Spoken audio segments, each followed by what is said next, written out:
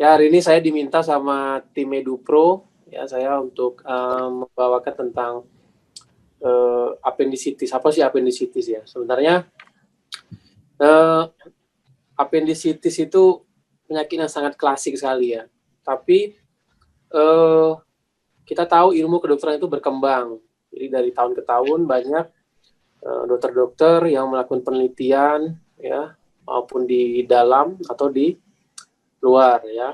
Tapi lebih banyak berkembangnya di luar. Nah, jadi mungkin kalian nggak begitu banyak memahami nanti ada beberapa kata-kata baru yang sangat jarang kalian dengar. Tapi ini harus kalian pahami dari sekarang, ya. Karena saya bekerja ya sebagai dokter bedah, dilaporkan dokter umum dari gawat darurat ya dari IGD tentang pasien nyeri perut kanan bawah. Mereka banyak tidak memahami tentang scoring penegakan diagnosa appendicitis. Ya, padahal scoring itu sudah lama sekali ya. Jadi banyak mahasiswa kedokteran tuh hanya mengenal satu scoring saat ini. Padahal ada banyak scoring dan bisa kita pakai. Jadi di sini nanti saya kasih tahu, saya beritahu beberapa bagaimana cara kita menegakkan diagnosa appendicitis secara baik gitu ya. Oke, slide. Oke ya. Jadi appendicitis itu merupakan 7-10% dari seluruh kejadian emergensi akut abdomen. Ya, jadi dari seluruh akut abdomen, appendicitis itu menempati angka 10%. Cukup banyak. Ya. Di mana appendicitis akut merupakan nyeri yang ada pada abdomen, yaitu terutama di kanan bawah yang letaknya sepertiga lateral di titik McBurney. Ya. Jadi nyeri perut kanan bawah itu merupakan patok mnemonik, artinya itu udah khas. Ya, jadi kalau menemukan pasien dengan nyeri perut kanan bawah, kita berpikir itu adalah appendicitis. Ya, tapi jangan semua pasien dengan nyeri perut kanan bawah kita tegakkan appendicitis. Ya, ini patok mnemonik, tapi belum tentu dia itu appendicitis. Nanti ada beberapa scoring yang harus kita pakai. Ya, dewasa muda lebih banyak kena dibandingkan anak-anak maupun orang tua, ya. Terus insiden laki-laki lebih sering dibandingkan wanita ya. Di satu jurnal ya tahun 2019 itu saya ambil dari Matthew ya, hampir 8,6% perbandingannya dengan wanita yaitu 6,7%. Di negara maju ya appendicitis akut itu terjadi 5,7 ya sampai 50 pasien ya 5 sampai 50 pasien per 100.000 penduduk per tahun. Ya, dengan puncaknya antara usia 10 sampai 30 tahun. Di mana 9% berada di Amerika Serikat kejadiannya, 8% di Eropa dan 2% di Afrika. Ya. Di Indonesia sendiri, ya, ini saya ambil dari data Kementerian Kesehatan Republik Indonesia tahun 2009 di mana sampai tahun 2010 itu ya 596.132 orang ya dengan persentase 3,36% dilaporkan menderita appendicitis. Itu di tahun 2009. Terus 2010 meningkat. Ya, ternyata terjadi peningkatan di Indonesia sendiri. Kenapa terjadi peningkatan? Ya ini pola makan yang berubah dengan diet rendah serat.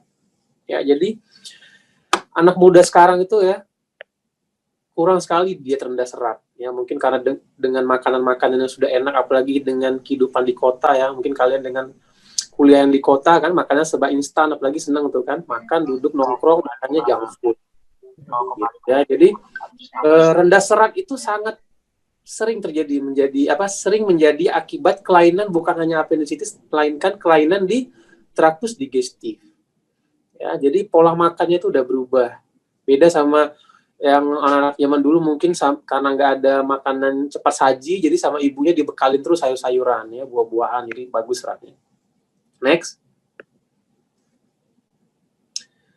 Nah, karena pola makan yang berubah tadi, sehingga terjadilah perkembangan appendicitis yang bisa terjadi seumur hidup. Jadi ternyata kalau pola makan seperti itu terus, maka angka kejadian appendicitis itu tinggi. Ya, nah, sehingga memerlukan tindakan pembedahan. Nah, kenapa? Karena perforasi Ya, jadi apendisitis itu kalau kita tidak tangani dengan baik, dia bisa menjadi perforasi atau bisa menjadi infiltrat nanti. Ya, sehingga tingkat perforasi itu bervariasi ya, berkisar 16% hingga 40% ya pada usia lebih muda. Ya, yaitu sekitar usia-usia 40 tahun lah ya. Nah, kalau pasien usia 50 tahun ternyata meningkat ya hampir 70%. Ya, risiko kematian apendisitis akut itu yang paling sering terjadi itu pertama pada pasien apendisitis akut yang sudah mengalami gangren, ya, 0,1%. Ya. Terus lanjut. Nah, yaitu epidemiologi. Sekarang ya di semua kasus-kasus bedah ya, semua tentang ilmu bedah ya, dasar kita memahami itu ada anatomi. Sebenarnya bukan hanya ilmu bedah, semua juga seperti itu ya. Tapi bedah itu harga mati, anatomi adalah harga mati di mana kalian harus tahu. Jadi mau nggak mau ya, kalau kalian nanti ingin menjadi, siapa tahu kan, ingin jadi dokter yang berada atau yang melakukan tindakan lah ya, melakukan tindakan itu tentang semua tentang surgery ya, anatomi itu harga mati. Jadi kalian pahami banget dengan detail ya. Appendix vermiformis ya, merupakan organ tubuler yang berbentuk seperti cacing yang banyak mengandung jaringan limfoid. Ya, pada anak-anak relatif lebih panjang, diameter lebih kecil. Ya, dan juga pada anak-anak itu dia bentuknya seperti corong, kerucut. Jadi di bagian ujungnya appendix itu mengkerucut, beda sama dewasa. Ya, kalau dewasa itu di bagian punktum dekat seikumnya menyempit, di bagian distalnya atau di ujungnya itu dia melebar. Ya. Kalau pada anak seperti kerucut. Jadi jarang pada anak-anak itu sebenarnya menyebabkan, pada bayi ya, pada bayi terutama jarang menyebabkan apendisitis. Biasanya udah usia-usia remaja. Atau anak-anak biasanya, kalaupun terjadi apendisitis berarti sumbatannya besar pada appendix tersebut. Ya. Dia merupakan komponen limfoid, ya, gut associated lymphoid tissue. Ya. Fungsinya tidak esensial sehingga dapat dilakukan apendektomi. Nah, saya sampai saat ini belum ketemu ya, belum baca textbook maupun jurnal apa fungsi appendix itu diciptakan oleh Tuhan. Ya. Saya belum membaca spesifik, ya. Tapi secara penelitian, ya, secara yang sudah diteliti bahwa yaitu dia merupakan organ limfoid. Jadi sebagai lymphoid tissue di daerah iliosekal. Ya. Pada usia 60 tahun ditemukan appendix itu menjadi atrofi. Ya. Diameternya 2-6 mm dengan panjang bisa 2-22 cm. Oke. Terletak di iliosekum, ya, itu di mana ditemukan pertemuan antara tiga tinea. Jadi kalau kita operasi appendixnya nggak ketemu, misalnya letaknya retrosekal, cari sekumnya dulu. Ya, setelah cari sekumnya, diurutin aja tineanya sampai pangkal, pasti ketemu. Ya, hanya 0,01% pasien tidak punya appendix. Ya, hampir rata-rata semua punya appendix. Jadi kalau nggak ketemu, kita tuh cari sekumnya, urutin aja tineanya. Ya, di mana posisi appendix pasti akan ketemu. Oke, next.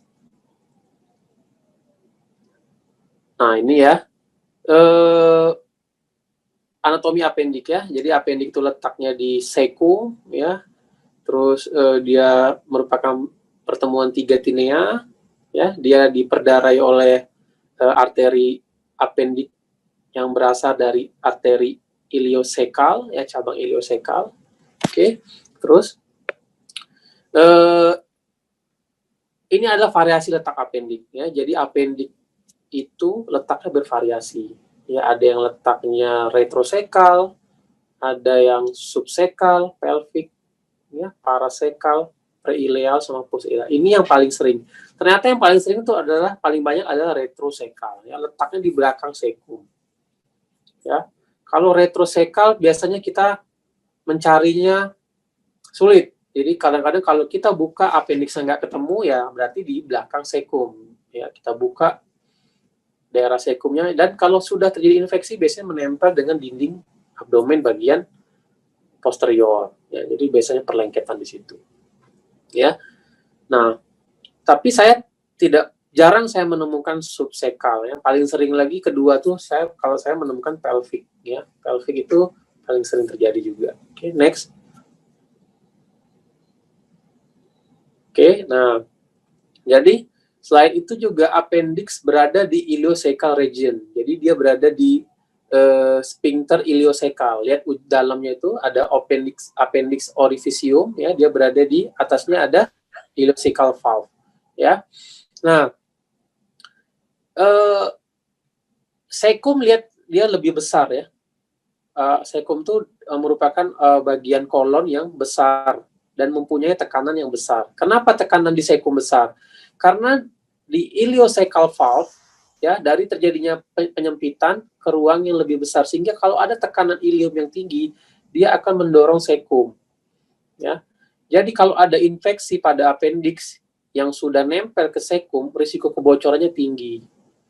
Ya, makanya itu sebenarnya appendix ini kalau kita tegakkan diagnosa dengan cepat, penanganannya juga cepat, enak ya, pasiennya akan nyaman. Tapi kalau sudah terlalu delaynya lebih dari 48 jam, risiko perforasi, abses, perlengketan, gangren itu sering terjadi.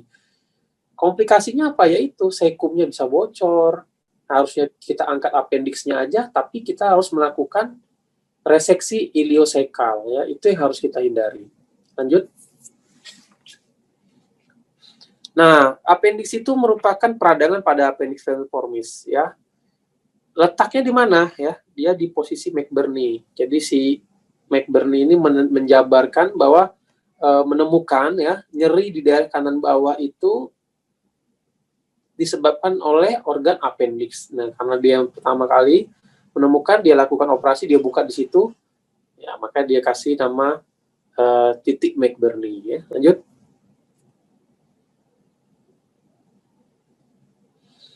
Nah, penyebabnya yang paling sering adalah fekalit.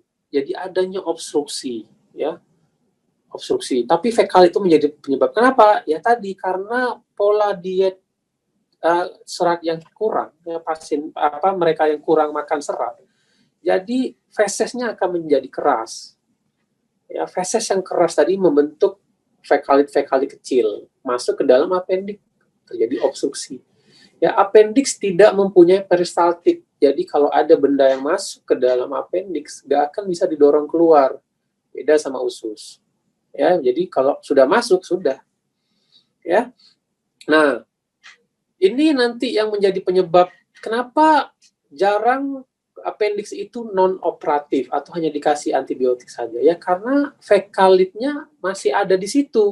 Kalaupun sudah kita kasih antibiotik nanti, kalau ada fekalit akan terjadi infeksi berulang. Ya, makanya appendix itu saran terbaik adalah dioperasi. Oke. Nah, apalagi obstruksi-obstruksi yang lain, bisa kan hipertrofi jaringan limfoid di appendix, membesar dia. Ya, atau pasien-pasien post barium kontras terus masuk ke dalam appendixnya bisa. Atau makan yang ada buah-buahan bijinya gede-gede nyumbat ya, atau ada tuh bilang makanya jangan makan biji cabe ya. Siapa yang mau makan biji cabe ya? Cabenya aja yang nggak digiringkan sempurna, makanya bisa masuk ke situ. Bisa ya. Atau penyebab lain cacing, askariasis bisa juga ya, tumor maupun sepsis ya. Terus nah, ini patofisiologinya. Ini saya ngambil dari beberapa yang ada di Google, tapi saya tambah ya. Menurut saya, ini adalah patofisiologi yang paling komplit dan harus kalian pahami. Ya, harus sekali kalian bisa memahami ini dengan baik. Karena kadang-kadang dia taunya dengan bagaimana patofisiologi appendix. Terjadi infeksi pada appendix. Iya juga, gua tahu emang infeksi pada appendix, tapi bagaimana jalannya terjadinya infeksi itu. Ya, jadi kalau ditanya patofisiologi, alurnya dijelaskan. Ya, gimana? Pertama, terjadinya obstruksi di lumen appendix, bisa tadi karena fekalit, tumor, ya. Nah, karena obstruksi mukus, jadi appendix itu selalu mengeluarkan mukus. Ya. Usus tuh selalu mengeluarkan mukus. Nah, cairan itu dikeluarkan sama epitelnya si appendix itu. Diproduksilah terus, tapi harusnya dia keluar ke cecum, ya, mukus tadi nggak keluar ke sekum karena ada fekalit, akhirnya tersumbat. Terus produksi mukus, karena produksi mukus terus akan terjadi peningkatan tekanan intralumen. Ya, penekanan tekanan intralumen di dinding apendik, aliran darahnya berkurang. Ya, terjadilah edem. Ya, terjadilah edem dan ulcerasi pada mukosa. Nah, itu fase pertama nanti yang menyebabkan nyeri epigastrium. Makanya nanti ada namanya migration of pain pada appendix. Nah, kenapa bisa terjadi migration of pain? Dia nyerinya di usus. Jadi kalau menanya sama pasien, ada nggak Bu nyeri di ulu hati menjalar ke kanan bawah? Nah, itu patofisiologinya terjadi nyeri di epigastrium. Karena terjadinya nyeri visceral afferent. Ya, itu pertama. Nah, setelah terjadi peradangan pada dinding appendix, maka akan terganggu aliran darah. Aliran darah yang terganggu pertama kali namanya aliran darah vena. Jadi terjadi obstruksi vena, edema bertambah, bakteri menembus dinding. Nah, sudah terjadinya terputus aliran darah, terjadi obstruksi vena, disitulah akan mengalami gangguan peristatik usus. Makanya kalau pasien-pasien appendix, awal-awal dia nggak bisa BAB, bisa kita temukan pasien nggak bisa BAB. Kenapa? Sudah terjadi paralitik dari usus akibat infeksi tadi. Ya. Nah, terjadilah obstruksi pada vena, akhirnya peradangan peritoneum, terjadi appendix suppuratif. Ya, peradangan pada peritoneum terjadi gangguan pada arteri. Jadi aliran pada vena yang terjadi kerusakan dulu baru pada arteri. Yaitu patofisiologinya. Ya. Oke. Nah, ini kalian harus bisa memahami ini jelas. Nah, bakteri yang sering mengikuti pada infeksi appendix ada dua yang paling sering ya. Ada Bacteroides fragilis sama Escherichia coli. Kalau yang nanti sering ikut operasi atau pernah ikut operasi appendix atau yang sering ya, pasti baunya udah khas banget. Begitu buka perutnya, wah ini bau Escherichia coli ya. Khas banget bau Escherichia coli itu. Oke, lanjut. Nah, manifestasi klinis ya. Ya, kita sebagai dokter itu senjata kita untuk menegakkan diagnosa adalah dua dulu yang utama, yaitu anamnesa dan pemeriksaan fisik. Itu senjata kita. Ya, jadi barangnya kalian ini mau berperang nih, kalian cuma bawa tuh senjata itu doang tuh, pisau misalnya. Ya, ternyata pisau nggak bisa ngejakau. Nanti kalian butuh senjata yang lebih bagus lagi, misalnya senapan atau tembak. Ya, tapi itu merupakan senjata utama, sehingga kalian harus galilah dengan baik. Ya, jadi jangan menjadi dokter yang gila dengan pemeriksaan penunjang. Gue butuh penunjang aja lah biar cepat terdiagnosa, nggak bisa gitu. Ya, kita butuh proses. Ya, klasiknya adalah nyeri dimulai dari epigastrium. Yaitu tadi ya, di umbilikus, terus kadang-kadang sering merasa kram yang hilang timbul. Ya. Nah, nanti nyerinya itu berpindah ke kanan bawah. Oke. Nah, setelah 7-12 jam, dia akan terlokalisir di kanan bawah, sesuai dengan patofisiologinya tadi. Ya, terus nyeri juga tergantung letak appendix. Ya. Nah, tadi kan kita ada variasi letak appendix. Dia di retrosekal, pelvic, retro, itu beda-beda nyerinya. Ya, kalau dia di retrosekal, dia lebih mengeluh nyeri di punggung atau di pinggang belakang. Kenapa? Infeksinya meradang ke bagian peritoneum di belakang. Ya. Ingat, ya, ada nyeri itu ada yang bersifat visceral, ada yang bersifat parietal, ya. Dia masih bersifat parietal. Pelvic, ya dia nyeriin ke pelvis. Kalau dia retroileal, nyerinya lebih dirasakan di testis. Ya, saya sering menemukan pasien itu laki-laki, dia nyeri di perut kanan bawah, tapi nyeri sampai ke testisnya. Ternyata appendix, ya letaknya ke retroileal. Oke, terus ada anoreksia, vomitus, obstipasi, dan kadang diare juga. Ya, kadang-kadang itu kita temukan vital sign-nya normal, pasiennya nggak demam, biasa aja. Ya, dia hanya mengeluhkan nyeri perut kanan bawah. Lanjut. Nah, nyeri lepas juga sering kita temukan. Ya, ini adalah titik McBurney ya di nomor 1. Jadi titik yang dibentuk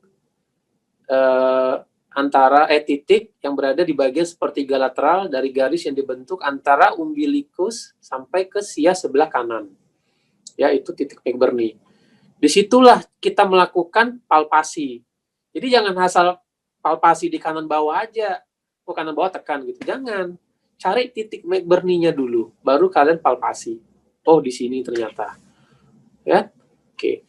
Terus kita lakukan pemeriksaan lain, ada namanya psoas sign, obturator sign, sama Robson sign. Ya, kalau psoas sign itu tungkai kanan nanti ekstensi, ya. Kalau obturator tungkai kanan fleksi dan rotasi, dia merasakan nyeri. Kalau Robson sign, kita menekan di perut sebelah kiri, dia akan nyeri di sebelah kanan. Oke, lanjut. Nah, ini saya ambil dari Matthew tadi, ya. Dia melakukan penelitian. Jadi ini ada suatu penelitian di tahun 2018, jadi residen-residen bedah gitu melakukan penelitian di satu populasi penduduk yang sering terjadi appendicitis, gitu ya. Jadi dia mengatakan bahwa hampir rata-rata yaitu pasien datang dengan nyeri perut kanan bawah, ya, positif, ya, jadi hampir 8 sampai 8,5. Jadi ternyata itu patognomonik. Oke, yang lainnya nggak begitu. Lanjut. Nah, ini pemeriksaan yang saya bilang tadi, ya, ada namanya psoas sign sama obturator sign. Jadi seperti ini caranya. Jadi pasiennya itu kalian miringkan, ya, terus dalam posisi lurus, tungkai kanannya kalian arahkan seperti itu ke belakang, tarik, ya, ke belakang, tarik. Kalau pasiennya nyeri, ya berarti tadi posisinya di daerah itu yang mengalami gangguan. Ya, biasanya kalau psoas sign itu dia retrosekal karena otot psoas yang kita rangsang. Kalau obturator, ya pasiennya kita tidurnya telentang, ya, angkat tungkainya, terus kita obturatornya kita rotasikan, ya. Biasanya ini daerah pelvic atau retroileal. Oke, lanjut. Nah, pemeriksaan penunjang cuman butuh 2, ya, leukosit sama neutrophil segmen, ya, diff concave to the left, ya, diff concave to the left itu neutrophil yang kita lihat, ya. Jadi kalian kalau melakukan pemeriksaan laboratorium jangan tanggung-tanggung, ya. Walaupun pasiennya BPJS, ya, sekarang mungkin karena udah pandemi, DIFCON itu menjadi pertimbangan, ya, kita melihat limfosit dan monosit. Dulu waktu belum ada pandemi, ya, dokter di IGD itu cuma meriksa tuh HB, HT, leko, trombo, gitu, ya. Kayak kere banget gitu loh. Ya, selalu periksa DIFCON. DIFCON tuh ada monosit, ada limfosit, eosinofil, neutrofil. Buat apa kita belajar dari jadi dokter dulu tentang patologi klinik, belajar monosit, limfosit, tapi kita nggak mau melakukan pemeriksaan itu, ya. Itu ada artinya ternyata, ya, di appendicitis, ya, neutrophil segmen lebih dari 70%, kita ada curiga itu infeksi akut pada appendix, ya. Terus pemeriksaan radiologi, ya, pemeriksaan radiologi ini kita butuhkan. Tadi saya bilang kita udah bawa pisau, ternyata pisau kita tuh nggak bisa menjangkau si musuh, ya kita pakai tembak. Ya, untuk itu kita butuh pemeriksaan penunjang. Yang kita sering gunakan, ya, bisa foto polos abdomen kalau pasiennya mengalami distensi abdomennya, ya, misalnya kembung, dia datang dengan nyeri perut kanan bawah terus kembung, ya, kamu kan ragu nih antara ileus atau appendicitis, ya boleh kalian foto polos abdomen, ya. Terus barium enema ini kalau pada anak-anak, ya, kalau pada anak-anak. Nah, USG ini merupakan pemeriksaan penunjang yang paling sederhana untuk appendicitis, non-invasif, ya, nggak butuh pakai minum barium, nggak butuh tusuk-tusuk, ya, langsung pakai probe di perutnya, kita bisa melihat gambaran target sign atau sosis sign. Ya. Kalau ada 2 tanda itu berarti positif. Ya. CT scan, ya ini gold standarnya. Tapi kenapa CT scan walaupun gold standar nggak dipakai atau jarang, ya mahal. Ya, kecuali pasiennya ada duit. Ya, kalau pasien BPJS, ya jarang juga dokternya mau CT scan habis nanti kuota BPJS-nya. Oke, lanjut. Nah, ini USG, ya. Itu ada gambaran di figur 1 itu gambaran target sign, ya. Seperti target kamu kalau mau memanah atau menembak, ya. Terus di figur 4, 5, dan 3 itu adalah gambaran sosis sign, ya. Jadi 2 tanda itu kalau udah kelihatan, jadi kalian kalau melihatnya ada pasien datang ke IGD atau kalian ke praktek kalian gitu bahwa udah USG, ada gambaran itu, udah langsung aja saranin untuk dioperasi, ya. Lanjut. Nah, ini ya gambaran CT scan yang di warna biru itu merupakan gambaran appendix yang sudah edem, ya. Lanjut. Nah, diagnosis ini yang paling penting, ya. Jadi ternyata mendiagnosis appendix itu nggak hanya dengan nyeri perut kanan bawah aja. Kita menggunakan scoring. Ya, jadi udah ada banyak scoring yang kita pakai. Ini salah satu. Jadi saya kasih contoh-contoh scoring sehingga kalian tahu ternyata scoring appendicitis itu banyak. Ya, mungkin selama ini kalian tahu pun kalau baca Alvarado. Ya, ternyata banyak. Ya, pada anak-anak kita nggak pakai Alvarado, kita pakai pediatric appendicitis score. Ya. Nah, Alvarado itu ada 1, 2, 3, 4, 5, 6, 7, 8 ya, 8 poin ya dengan total poin 10. Ya, di mana nilai yang dua yaitu right lower quadrant sama leukositosis. Ya, jadi untuk appendicitis ya, pemeriksaan penunjang dini yang kalian pakai adalah cek laboratorium darah ya untuk menegakkan Alvarado score. Ya. Terus kalau dia 1 sampai 4 Alvarado-nya ya berarti bukan appendicitis, unlikely ya. Kalau 5 sampai 6 possible, kemungkinan appendicitis. 7 sampai 8 probable, ini udah bisa jadi appendicitis. Kalau lebih dari 9 itu sudah kemungkinan sangat besar appendicitis. Ya, jadi kita nggak perlu pemeriksaan penunjang lagi. Ya. Nah, kalau untuk anak-anak kita pakainya pediatric appendicitis score. Dia tidak ada sebenarnya ini yang nilainya di sini 12 ya. Ini saya ambil dari jurnal. Kalau yang lama-lama itu 10. Apa yang dihapuskan dari sini? Rebound. Ya, dia tidak ada rebound pain. Jadi pada anak-anak tidak ada rebound pain. Dia hanya ada right lower quadrant tenderness ya sama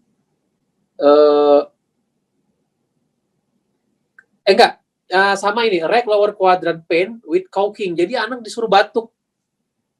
Ya. Sama batuk sama mengejan. Kalau dia sakit, jadi anak-anak kan nggak susah kita menilai nyeri perut kanan bawah. Anak-anak tuh ya, baru kalian datanginya dia udah mengerut mukanya. Ya, kecuali kalau dokternya baik gitu, ngasih permen, es krim gitu, senyum dia. Tapi kalau dokter pakai ini udah galak wajahnya, takut dia. Jadi belum kalian pegang aja anaknya udah kesakitan. Nah, jadi untuk mengetahuinya ya suruh batuk, coba batuk deh. Kalau dia batuk megang perutnya, nah berarti itu right lower quadrant pain. Ya, dia lebih spesifik ke situ. Oke, kalian cari caranya. Yang lain hampir sama dengan Alvarado. Nah, ada lagi yang terbaru setelah Alvarado, namanya adalah appendicitis inflammatory response score. Ini menurut saya dari beberapa jurnal ini lebih sensitivitasnya lebih bagus dibandingkan Alvarado score. Ya, dia lebih menunjukkan bahwa kalau kita dapat scoringnya sudah di atas 8, ini kemungkinan besar appendicitis. Apa saja yaitu ya vomiting, right iliac fossa pain, rebound pain, ya ada light, medium, strong. Jadi dia rebound pain-nya bisa dia nilai ini light, medium, strong gitu. Ya. Jadi penilainya dari pain score. Ya, temperatur dari 38, leukositosis, ya. Terus leukositosisnya di atas 10.000 sama di atas 15.000 itu beda. Ya, kalau di atas 15.000 kita pakai 2 gitu ya. Nah, sama juga untuk neutrophil segmennya. Neutrophil segmennya kalau 70% sampai 84% cuma 1 poinnya. Tapi kalau misalnya lebih dari 85% kita naikkan jadinya poinnya 2. Dan dia melakukan pemeriksaan CRP. Ya, jadi dia ditambah untuk CRP untuk lebih tajam lagi bahwa terjadi suatu peradangan akut. Ya, jadi lebih bagus kalau untuk penggunaan appendicitis inflammatory response. Tapi yang paling sederhana apa ya? Alvarado. Ya, jadi kalian kalau mau menguasai yang kalian kuasai adalah Alvarado. Ya, kalau kalian mau menguasai lagi AIRS ya itu lebih bagus. Lanjut. Nah, ternyata ada lagi nih scoring ini, ya. Jadi namanya Ripasa score. Ya, jadi waktu saya pertama kali sekolah itu tahun 2014 ya kalau nggak salah saya, 2014. Ya. 2012 Ripasa score ini dilakukan penelitian. Ripasa score ini ngeluarin ini adalah negara tetangga kita. Siapa? Brunei Darussalam. Ya, gitu-gitu tuh Brunei tuh ngeluarin skor appendicitis yang diakui dunia loh. Ya, namanya Ripasa score. Ya. Nah, yaitu raja, istri, pangeran, anak, saleha, appendicitis. Ya, kitanya bacanya kayak bahasa Melayu. Emang iya. Emang bahasa Melayu orang Brunei yang menentukan. Ternyata dilakukan penelitian, Ripasa score ini lebih sensitivitas dibandingkan Alvarado. Untuk mana? Untuk Asia. Ya. Jadi untuk epidemiologi Asia, Ripasa score ini ya lebih bagus sensitivitasnya dibandingkan Alvarado.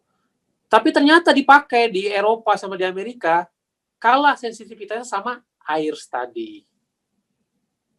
Ya. Nah, itulah perkembangan ilmu appendicitis. Ternyata appendicitis itu nggak ada nyeri perut kanan bawah doang yang dulu klasik. Ya, perkembangannya banyak, skor-skornya. Jadi kalian tahu ternyata nih scoringnya nggak hanya Alvarado, ada AIRS, ada Ripasa yang bisa kita pakai untuk penegakan diagnosa. Ya, jadi ini model skornya. Jadi yang kita nilai itu ada patient demographic, ya, laki-laki skornya sekian, perempuan sekian, ya, usianya ada usia juga. Nah, simptom yang dinilai ya itu tadi nyeri perut kanan bawah, ya, perpindahan pain migration, ya, migration of pain-nya dari umbilical tadi atau dari epigastrium ke kanan bawah, ada neoreksia, nausea, vomiting dinilai. Sign-nya juga sama. Ya, jadi poinnya lebih banyak. Nanti dicocokkan ke guideline-nya, ada penilaiannya ya, kurang dari 5 sampai 7 ya, dan lebih dari 12. Oke? Ini nanti bisa kalian pahami lagi ya. Jadi untuk poin-poin dalam penegakan skornya hampir sama. Ya. Lanjut. Nah, setiap diagnosa kita tegakkan yang belum pasti kita harus butuh diferensial diagnostik. Ya, jadi ini yang saya bilang tadi, tidak semua nyeri perut kanan bawah kalian tegakkan appendicitis. Ya. Nah, contoh, kalau kalian menemukan pasiennya perempuan, wanita misalnya, usia 24 tahun, belum menikah, ya, 24 tahun belum menikah, dengan nyeri perut kanan bawah, ya, jangan buru-buru menegakkan diagnosis kita adalah appendicitis. Pikirkan yang lain, apa tuh? Bisa jadi dia pelvic inflammatory disease, ya, infeksi saluran kemih, kista ektopik terganggu, KET, ya.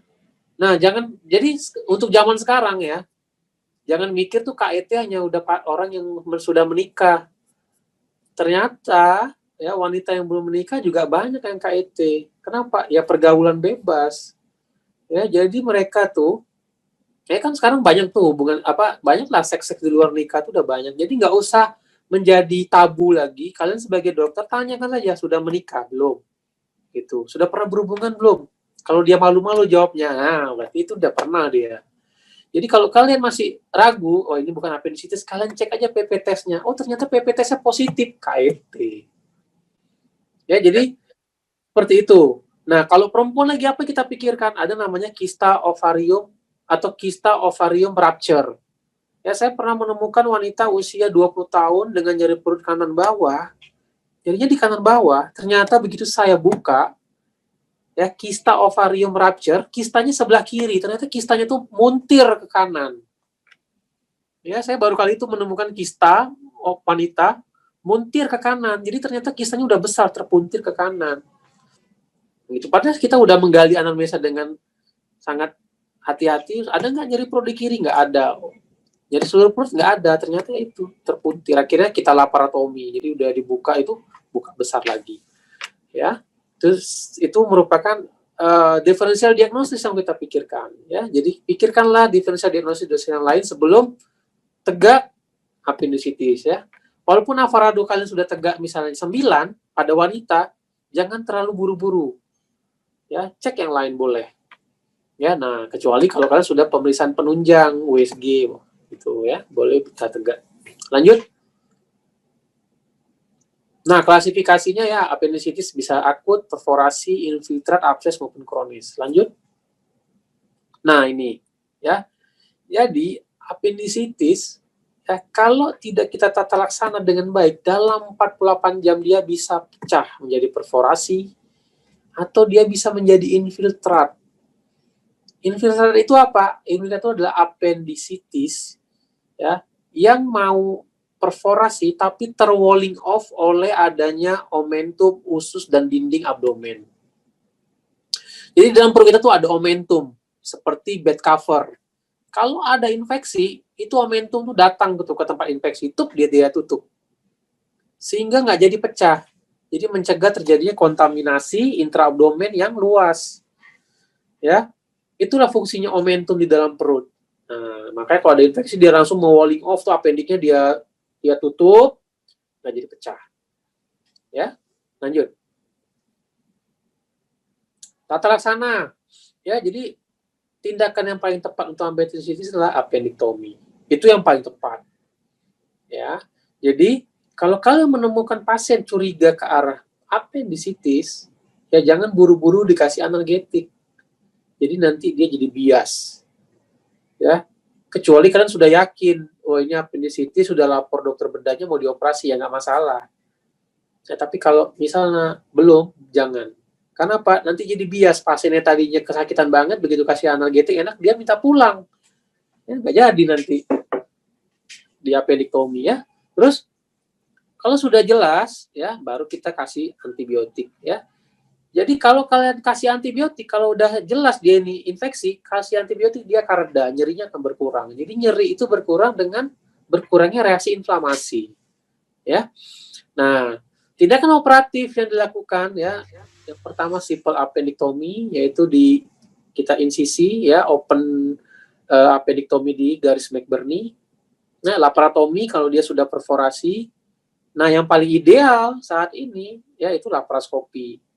Ya, laparoskopi ini menjadi pilihan untuk tindakan-tindakan appendektomi. Kenapa? Karena nyeri pasca operasinya minimal.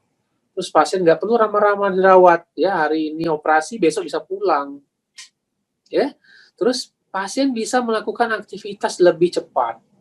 Kenapa? Karena dengan minimal invasif, ya painless, nyerinya sangat sedikit sekali, pasien itu langsung bisa beraktivitas. Ada tetapinya. Biasanya pengerjaan operasinya lama kalau lengket. Jadi kalau lengket tuh lama tuh buka ngebebasinnya ya. Tapi kalau nggak lengket cepet juga ya, tergantung operator yang sudah berapa lama dia mengerjakan laparoskopi. Ya, selain itu harganya mahal ya. Saya pernah ya ketemu pasien dia pakai asuransi operasi di rumah sakit yang punya nama ya. Laparoskopi yang gue kerjakan misalnya cuma 20 juta ya, dia punya laparoskopi di tempat lain 115 juta. Sama aja pengerjaannya, tapi ternyata mahal ya. Itu yang buat mahal laparoskopi. Makanya kos-kosnya di Indonesia ya, kalau dia banyak duit silakan ya. Kalau dia nggak punya duit cukup ya nggak usah ya, tergantung mereka yang punya kosnya cukup ya. Lanjut. Nah, ini ya laparoskopi ya. Jadi itu enak sekali dengan laparoskopi itu ya. Kita seperti kalian yang hobi main dingdong dulu ya, atau main game tuh, laparoskopi itu seperti main game. Ya, kita lihat, geraki gitu ya. Jadi appendix itu bisa secara aku jelas kita lihat, organ jelas kita lihat ya. Tapi kalau ada perlengketan sulit membebaskan dengan menggunakan laparoskopi. Ya. Lanjut. Nah, komplikasinya apa? Ya, biasanya itu insiden komplikasi itu sejalan atau paralel dengan diagnosa klinis. Jadi kalau dia misalnya pasien datang dengan appendicitis akut yang masih ringan, belum pecah, ya komplikasi kadang-kadang tidak ada malah. Ya, jarang. Tapi kalau pasien datang sudah 3 hari, sudah sepsis, ya apendiksnya sudah perforasi, jadi gangren malah, ya itu resiko terjadinya komplikasi banyak. Ya, komplikasi itu ada komplikasi yang dini maupun yang lanjut. Yang dini itu apa aja? Bisa jadi abses di daerah subkutis, ya. Bisa Wondation itu luka bekas operasi terbuka kembali karena infeksi yang luas. Ya, terus ada leakage. Leakage itu apa? Ya tadi saya bilang, ya appendix yang sudah jadi gangren dan sudah rupture di ujung sekum, sekumnya itu bisa leakage karena kebocoran. Karena tekanan tadi yang tinggi di sekum, ya, dia ada infeksi, begitu di tekanan tinggi pecah sekumnya, jadi leakage. Ya, terus ada fistel. Ya, fistel itu suatu rongga patologis yang menghubungkan antara dua organ atau dua tempat.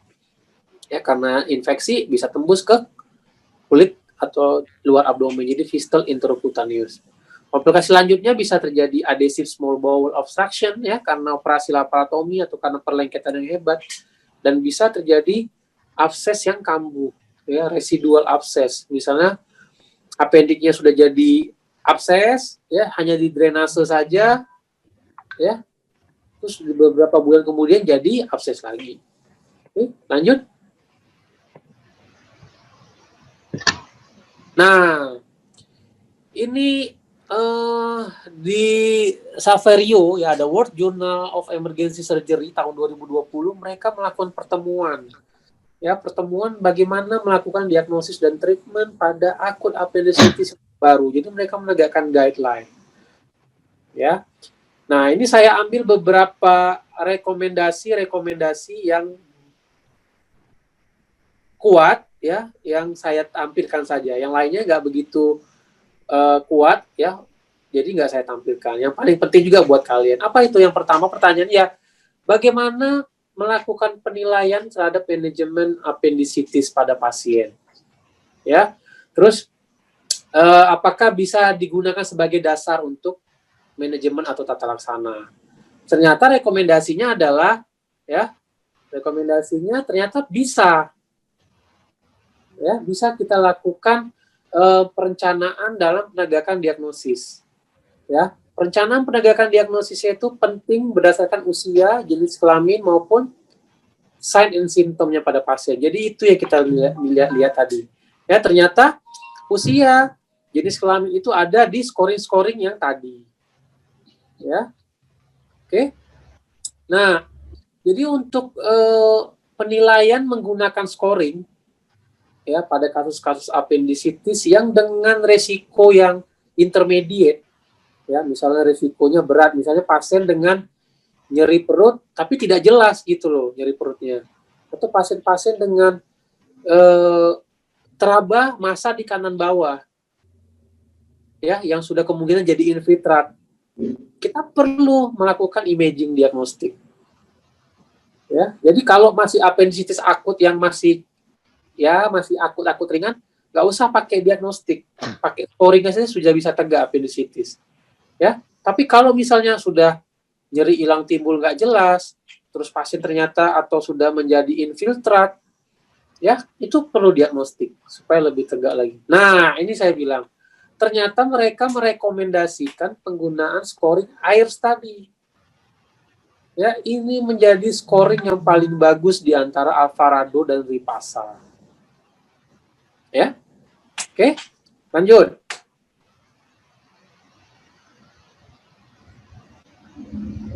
Nah, katanya, apa rencana pemeriksaan atau imaging yang paling optimal pada pasien suspek appendicitis? Ini menjadi pertanyaan yang banyak diperdebatkan juga di jurnal ini. Ya, jadi di pertemuan itu banyak diperdebatkan. Ya, ternyata mereka ini merekomendasikan, ya, untuk rutin pemeriksaan klinis dengan tindakan pemeriksaan penunjang ultrasonografi. Nah, jadi pemeriksaan penunjang yang bisa kalian pakai, nanti kalau kalian ketemu pasien dengan nyeri perut kanan bawah, ya pakai USG saja. Ya, pakai USG dulu. Ya, ternyata dengan pemeriksaan klinis scoring tadi ditambah dengan pemeriksaan USG itu bisa meningkatkan sensitivitas sama spesifitas untuk mengurangi penggunaan CT scan. Ya, kita menghindari penggunaan CT scan. Kenapa? CT scan tadi perlu pakai kontras, terus biayanya mahal. Ya, jadi kita menekan cost yang berlebihan pada pasien. USG kan nggak begitu mahal, jadi bisa kita pakai. Ya, itu rekomendasi pertama. Jadi kalau kalian ketemu perlu pemeriksaan penunjang apa? USG aja. Ya. Nah, ini ditekankan lagi.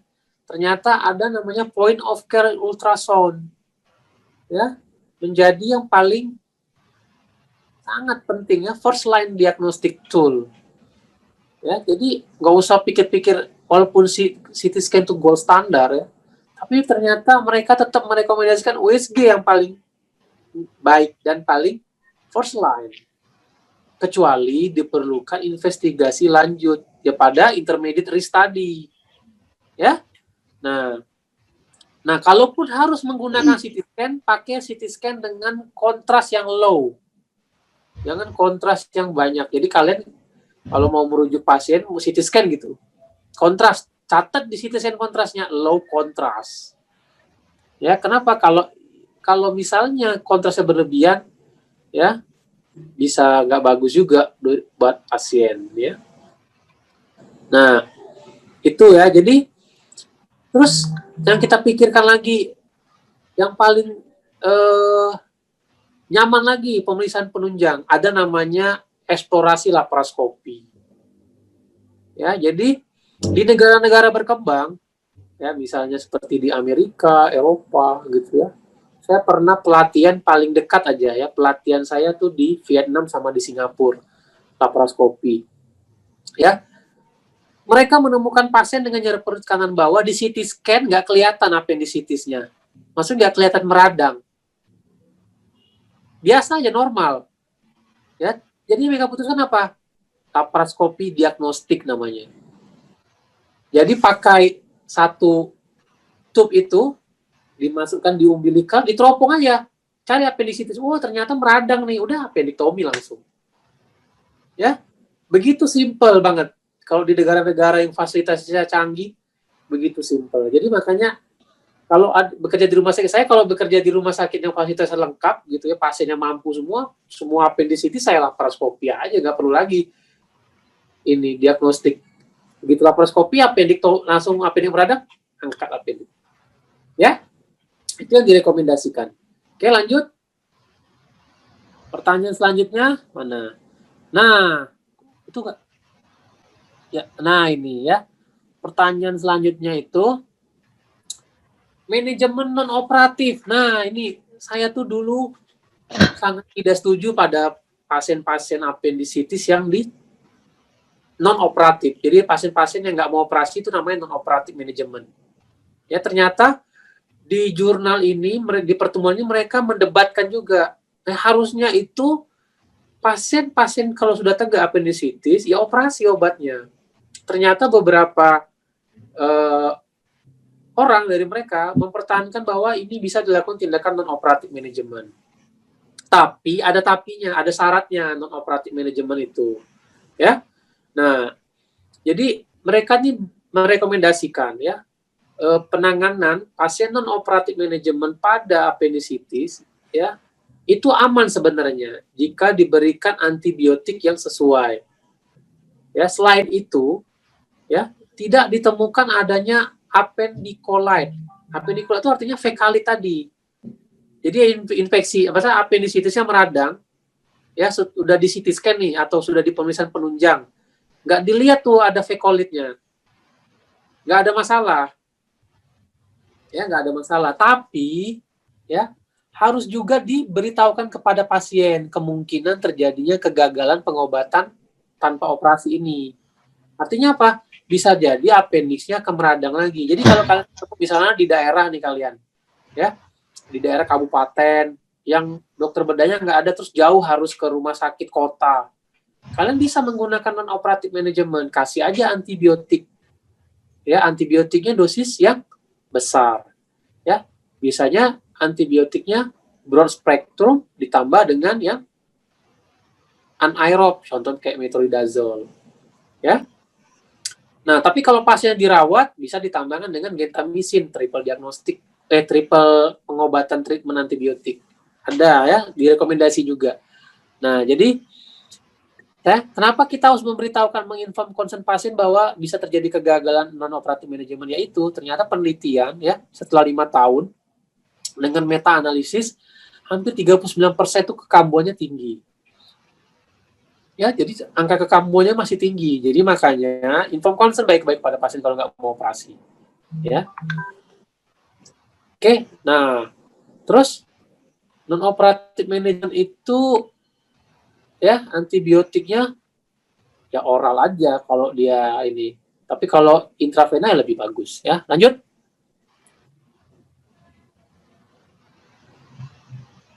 Lanjut.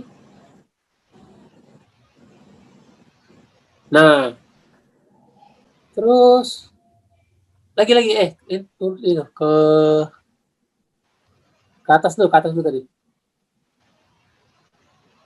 Nah, surgical treatment. Jadi penata laksanaannya tetap adalah appendektomi. Ya, tetapi mereka membandingkan ya antara laparoskopik appendektomi dengan open appendektomi itu mana yang paling baik. Ternyata memang laparoskopik appendektomi yang lebih baik ya dibandingkan dengan open appendektomi. Ya. Jadi kalau bisa tuh kita ketemu kalau kasus appendicitis itu ya laparoskopik, tapi di Indonesia nggak bisa ya, apalagi kita melayani pasien BPJS ya.